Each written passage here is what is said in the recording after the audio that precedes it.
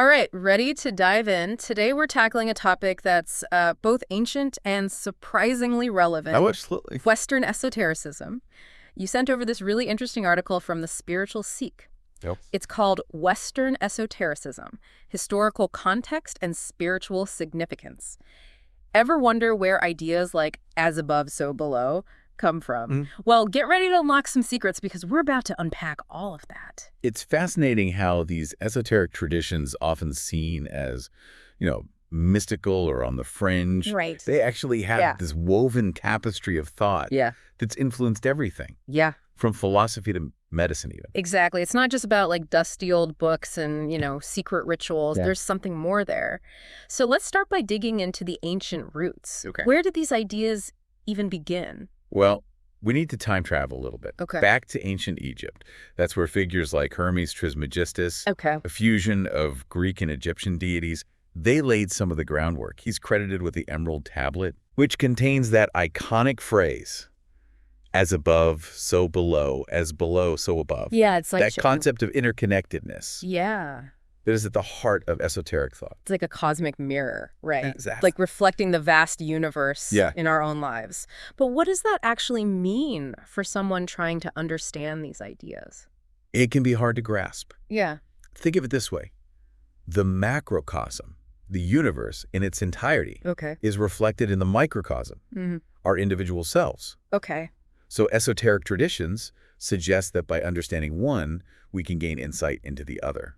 So it's not just about like staring at the stars. Right. It's about understanding ourselves as a reflection of those larger forces at play. Exactly. But Egypt wasn't the only source of these ideas, was it? Not at all. No. Ancient Greece also contributed some key thinkers. Oh, of course. You remember Pythagoras? Yeah. He believed that numbers held the key to unlocking the universe's secrets. Interesting. He declared all is number, suggesting a hidden cosmic order revealed through numerical values. So math wasn't just for balancing checkbooks back then. It was a pathway to like understanding the divine. Absolutely. What else from ancient Greece sort of shaped esoteric thought? Well, think about Plato's allegory of the cave. Right. Such a powerful metaphor for the journey of enlightenment. Yeah. Suggesting we must move beyond those limitations of our senses to actually grasp true knowledge. So basically, there's more to reality than meets the eye, right? Yeah, more. Yeah. Way more. And we have to dig deeper to find those hidden truths. Exactly.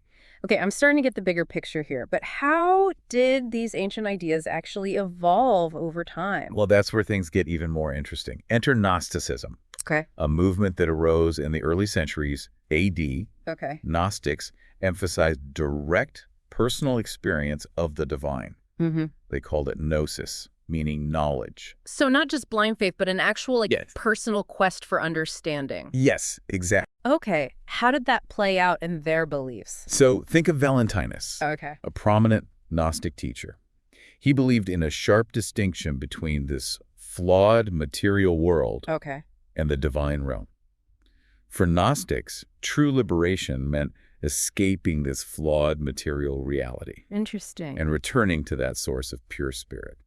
So that's a pretty radical concept. It is. It really is. It seems like they were challenging the traditional religious authorities of the time. Absolutely. Wow. And one of the most striking expressions of Gnostic thought can be found in the Gospel of Thomas, which says, "The kingdom of God is inside you and all around you." Wow. So it's not about waiting for some future reward in heaven. It's about finding divinity within and all around us right now. Right now. That's quite a shift in perspective. Absolutely. Okay, so we've journeyed from ancient Egypt and Greece to the rise of Gnosticism. But what happened next? Did these esoteric traditions just fade away? Not at all. No. Let's fast forward to the Renaissance. A period of intense intellectual and artistic flourishing in Europe. Right. The Renaissance brought a renewed interest in ancient wisdom, including those esoteric traditions we've been discussing. So it's like a rediscovery of forgotten knowledge. Exactly. Okay. Think of figures like Marsilio Ficino, a brilliant scholar who translated Plato's works. Wow. And championed the concept of anima mundi, the world soul. Okay. He believed in a universal spirit that connected all living beings, breathing life into the cosmos. So not just some distant god up in the clouds, right, but a living force woven into the fabric of reality. Yes. I like that. Were there any other key figures who revived those esoteric ideas during the Renaissance? Absolutely. We can't forget Giordano Bruno, Okay. who went even further with his radical ideas. Wow. Imagine this was a time when the church still held immense power. Right. But Bruno dared to imagine an infinite universe teeming with life and infused with divine presence. So way ahead of his time. Oh, absolutely. I bet that ruffled some feathers back then. Oh, he certainly did. Yeah. Bruno boldly declared, the universe is an infinite living being, challenging that prevailing view of a finite cosmos centered around the earth. Right. But his ideas, considered heretical at the time, resonate with modern scientific discoveries that confirm the vastness and dynamism of the universe. It's amazing how those seemingly radical ideas from centuries ago are being confirmed by science today. It really is. Talk about ahead of the curve. Yeah. But let's zoom in on some individuals who really shaped the course of Western esotericism. Right. Where do we even begin with so many influential figures? Welcome back to our deep dive. Yes. So we've just laid some fascinating groundwork. We have. Tracing the evolution of Western esotericism from its ancient roots to that Renaissance revival. Now it's time to explore how these ideas continue to develop. Yes, we've talked about some big concepts like anima mundi and the idea of an infinite universe, but esotericism isn't just about abstract ideas, right? No. It's also about individuals who put these concepts into practice. Absolutely. So let's start with Paracelsus, Okay. the 16th century alchemist and physician. Okay. He wasn't content with simply studying ancient texts.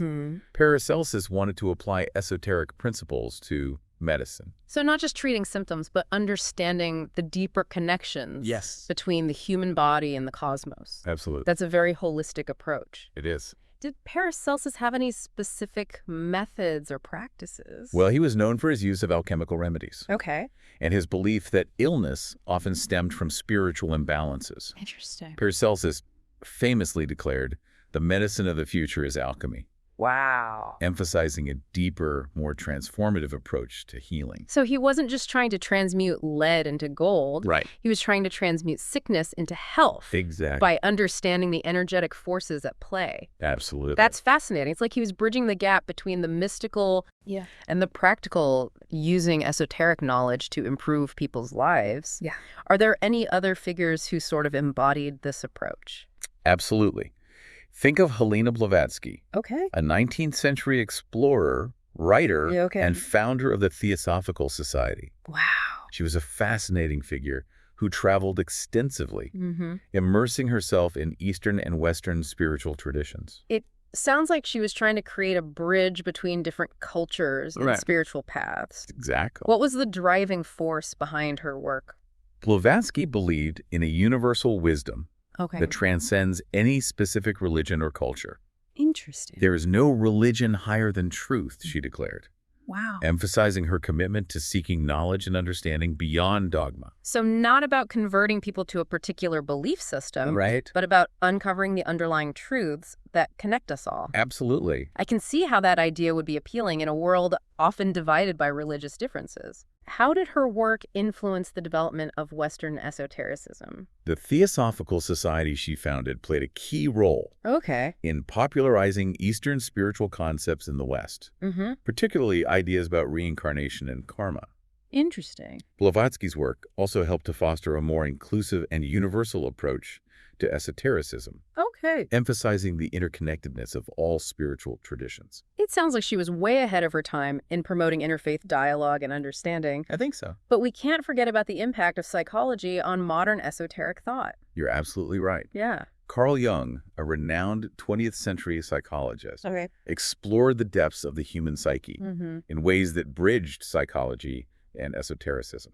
Jung's work is fascinating, but it can also be pretty dense. Right. How does it actually relate to the world of Western esotericism? Jung delved into the realm of archetypes. Those universal symbols and patterns that appear in myths, dreams, and across cultures. He also explored the concept of the collective unconscious, a reservoir of shared human experience that transcends individual consciousness. So it's like we're all tapping into a deeper well of shared wisdom and imagery. Exactly. But how did Jung's work specifically influence esoteric thought? His explorations of archetypes and the collective unconscious resonated with esoteric traditions that emphasized the interconnectedness of all things. Jung's work provided a psychological framework for understanding these concepts, moving them from the realm of pure mysticism into a more modern context. That makes sense. It's like he was giving a scientific language to those ancient intuitions about interconnectedness and the hidden dimensions of reality. Exactly. And Jung himself recognized the limitations of purely rational approaches to understanding the human psyche. He did. He famously said, "The greatest and most important problems of life are all fundamentally unsolvable." Wow. Suggesting a need to explore realms beyond the purely rational. Right. Okay, so we've covered some key figures. We have. Who shaped Western esotericism. Yes. But let's delve deeper into the specific traditions or currents within this vast and complex world. Okay. Where do we even begin? Well, it's important to remember that Western esotericism isn't a monolithic belief system. It's more like a tapestry woven from many different threads, each with its own unique focus and approach. Okay. Let's start with Hermeticism. Right. One of the oldest and most influential esoteric traditions. I've heard the term Hermetic before, yes, but can you remind me what it actually refers to? Hermeticism traces its roots back to ancient Egypt. And the figure of Hermes Trismegistus, whom we discussed earlier, it encompasses a wide range of practices and beliefs, including alchemy, astrology, and theurgy. Okay, so it's more than just the Emerald Tablet. Absolutely. And the idea of as above, so below. What are some of the key principles or practices of Hermeticism? At its core, Hermeticism emphasizes personal transformation through direct experience of the divine. So not just passively waiting for enlightenment to strike, but actively seeking it out through study, experimentation, and inner work. Absolutely. I'm sensing a theme here. This emphasis on personal transformation. There is. And seeking deeper knowledge seems to be a common thread. Running through many of these esoteric traditions. It is. What other currents should we explore? Let's talk about Kabbalah. Okay. A mystical tradition rooted in Jewish thought and practice. I've heard of the Kabbalah, but I'll admit it seems pretty mysterious. What's the best way to understand its core concepts? Think of Kabbalah as a map of creation. A way of understanding the divine attributes and how they manifest in the universe. Interesting. It's a complex system of symbols, metaphors, and practices aimed at unlocking those hidden dimensions of reality and our relationship with the divine. So if Hermeticism is about personal transformation through direct experience, Kabbalah seems to be more about studying the structure of the universe, our place within it. That's a good way to put it.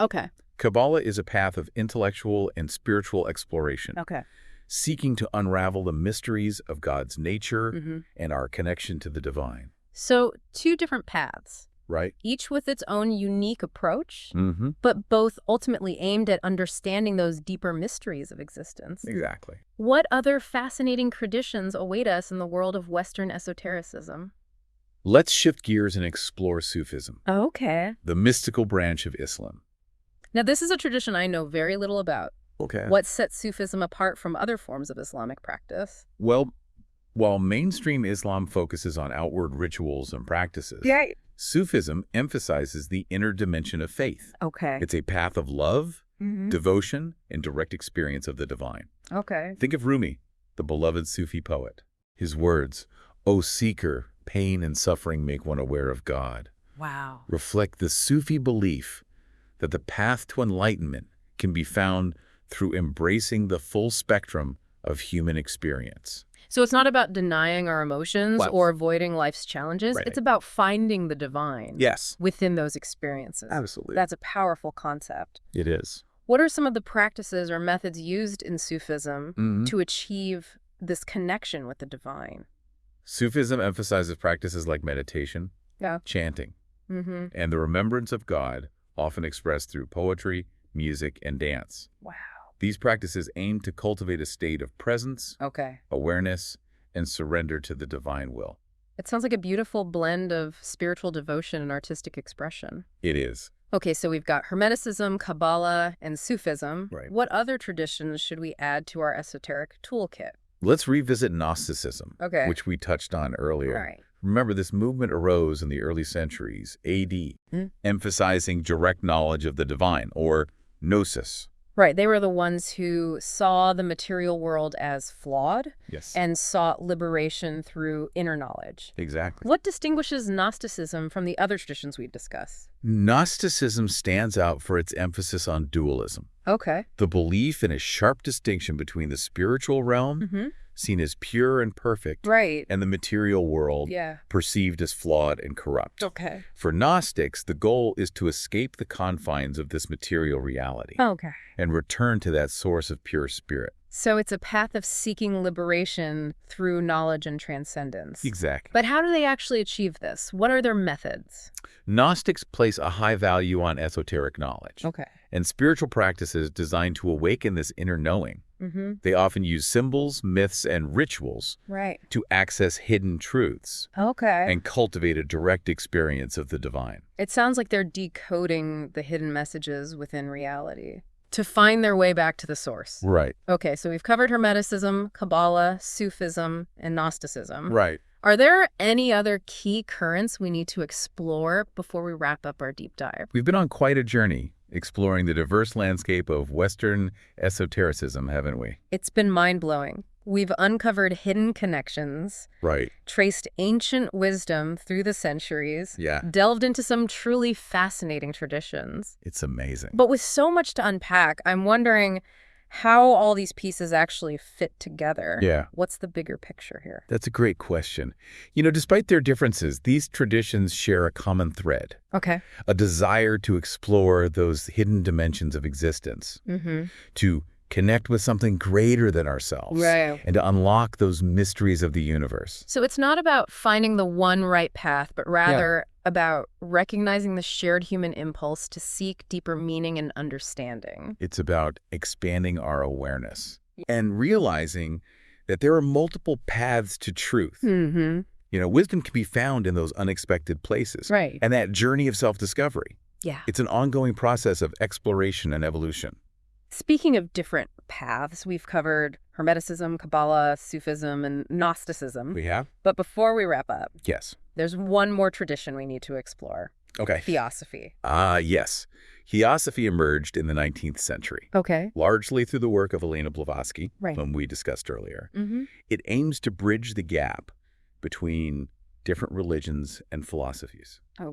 Seeking a universal wisdom that transcends any specific dogma. So it's like finding that common ground between seemingly disparate belief systems? Exactly. What are the key principles or beliefs that unite these diverse traditions in Theosophy? Well, Theosophy emphasizes the interconnectedness of all things. The idea that we're all part of a larger spiritual reality. It draws wisdom from both Eastern and Western traditions, recognizing the value of each path in the pursuit of truth. It sounds like a very inclusive and universal approach to spirituality. It is. What were some of Blavatsky's core teachings that shaped the Theosophical movement? She placed a strong emphasis on the concept of spiritual evolution. The idea that we are all on a journey of growth and development. Moving toward greater understanding and enlightenment. She also introduced concepts like karma and reincarnation, which were not widely known in the West at that time. So it's not just about what happens in this lifetime, but about a larger cycle of growth and learning that extends beyond our individual lives. Absolutely. Theosophy offers a vast and complex framework. It does. For understanding the universe and our place within it. It does. And Blavatsky's quote, "All is one, the one is all," perfectly encapsulates the essence of her teachings. It does. That's a powerful statement about the underlying unity of all existence. It is. But with all these different esoteric traditions, it's easy to get lost in the details, right? It is. What are some of the key takeaways or insights that you hope listeners will glean from this deep dive? I think one of the most important takeaways is the idea that knowledge is interconnected. We've seen how different traditions, despite their unique perspectives, often converge on similar truths. Like we've been saying, many paths up the same mountain. Exactly. And that's why exploring esotericism is so valuable. It encourages us to look beyond any single tradition and embrace a more holistic understanding of truth. So it's about seeing the connections, recognizing the patterns, and understanding that wisdom can be found in the most unexpected places. Absolutely. But it's not just about studying ancient texts or practicing mystical rituals. It's about integrating these insights into our daily lives, using them to transform ourselves and the world around us. Exactly. So how do we take these esoteric ideas, which can sometimes seem abstract or otherworldly, and make them practical and applicable to our everyday lives? I think it starts with cultivating awareness. Okay. Becoming more conscious of those subtle energies that flow through us and around us. Noticing those patterns and synchronicities that often guide our lives. So paying attention to the signs and symbols, listening to our intuition, being open to those nudges from the universe. Precisely. The more we tune in to these subtle cues, the more we realize that magic and mystery are woven into the fabric of our everyday existence. It's like we're putting on a new set of glasses and suddenly seeing the world with fresh eyes. Exactly. But awareness is just the first step, right? It is. How do we actually put these esoteric principles into practice? Let's take the principle of correspondence, for example. Okay. As above, so below. Suggests that our individual lives reflect the larger universe. So if we want to create positive change in the world, we first need to cultivate those qualities within ourselves. Exactly. By nurturing inner peace, harmony, and compassion. We radiate those qualities outwards, influencing our surroundings in subtle but powerful ways. It's like that ripple effect. A small act of kindness can have a far-reaching impact. Absolutely. And the same principle applies to the law of vibration. It does. Remember, everything is in constant motion. It is. Emitting frequencies that affect our experiences. Exactly. Right. So our thoughts, emotions, and actions all have a vibrational frequency. They do. And those frequencies can attract or repel certain experiences. It can. If we dwell on negativity, fear, and doubt, we're likely to attract more of the same. Right. But by cultivating positivity, love, and gratitude, we shift our vibration. We do. And attract more joyful and fulfilling experiences. Exactly. So it's not just about understanding the universe. Right. It's about realizing we have the power to shape our reality. Yes. Through our thoughts, emotions, and actions. It's about becoming conscious creators of our own lives. I like that. And that brings us to the principle of polarity. The idea that everything has its opposite, light and dark. Yes. Yin and yang. Right. Yeah. And it's not about denying or suppressing those shadow aspects of life. No. It's about embracing the full spectrum of experience. Absolutely. And understanding that both light and shadow are necessary for wholeness. Absolutely. Like two sides of the same coin. Exactly. You can't have one without the other. You can't. And by integrating both polarities within ourselves, we can achieve greater balance and harmony. Absolutely. So esotericism is not about escaping the world or denying the complexities of life. Right. It's about engaging fully with existence. Yes. And using that wisdom to create a more meaningful and fulfilling life. It's about becoming conscious participants in the unfolding of the universe. Co-creating a reality that reflects our highest values and aspirations. Wow, what a journey we've been on. From ancient mysteries to modern applications. I know. We've explored a truly vast and fascinating landscape of esoteric thought. It really is fascinating. What a perfect way to wrap up this deep dive. And while we've only scratched the surface, I hope this exploration has ignited your curiosity. Oh, definitely. And inspired you to delve deeper into these ideas. Me too. It's been an incredible journey filled with insights and synchronicities and a renewed sense of wonder. As we conclude, I'd like to leave you with a final thought to ponder. Okay. If the universe is indeed a reflection of ourselves, as the principle of correspondence suggests, then what does the current state of the world tell us about our collective consciousness? That's a powerful question. It is. It really invites us to look within and consider how our individual thoughts, beliefs, and actions contribute to the larger tapestry of reality. Exactly. And it challenges us to become more conscious and intentional in our choices. Right. Understanding that we have the power to shape not only our own lives, but also the world around us. It's a beautiful reminder that we're all interconnected. Yes. That our actions have consequences. Right. And that we have a responsibility to use our power wisely. Yes, we do. Thank you for guiding us through this deep dive. Of course. It's been an absolute pleasure exploring these ideas with you. The pleasure has been all mine. Until next time, keep seeking, keep exploring, and keep those esoteric flames burning bright. And remember, the universe is a vast and mysterious place, brimming with endless possibilities. The journey of discovery is just beginning.